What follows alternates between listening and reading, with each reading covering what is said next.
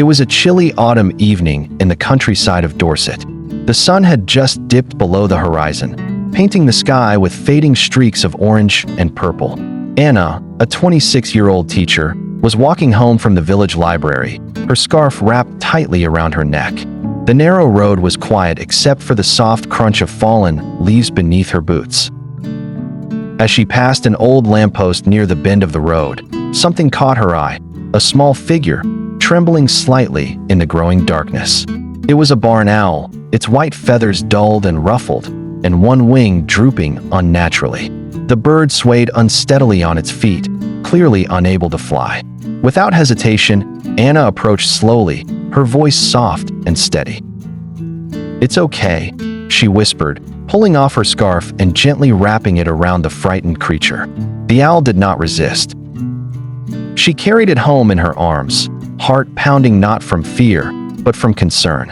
At her cottage, she laid it carefully in a cardboard box lined with towels and placed it in the corner of her warm kitchen.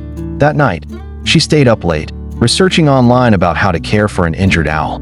She learned that barn owls needed a high-protein diet, so the next morning she minced fresh beef and offered it in small portions.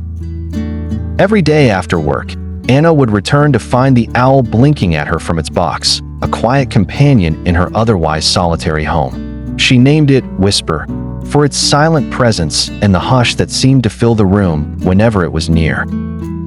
Weeks passed. Slowly, Whisper began to regain strength. It stretched its wings a little more each day, its eyes brighter, its body steadier. Anna never tried to tame it.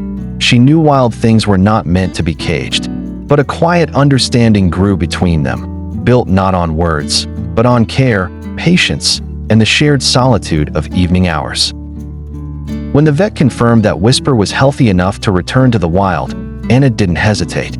But she wasn't ready to let go completely. In the corner of her garden, under the shade of an old oak tree, she built a small wooden shelter, just big enough for an owl to rest if it chose to return. One dusky evening, she opened the window. Whisper stood on the edge for a long moment, then lifted into the air with slow, powerful strokes of its wings. Anna watched until the owl disappeared into the fading sky, but Whisper did not vanish from her life. Almost every evening at twilight, Anna would step into her garden and find the white figure perched silently on the branch above the little wooden house.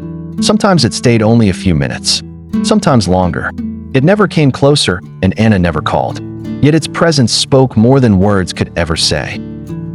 In those quiet visits, she found peace.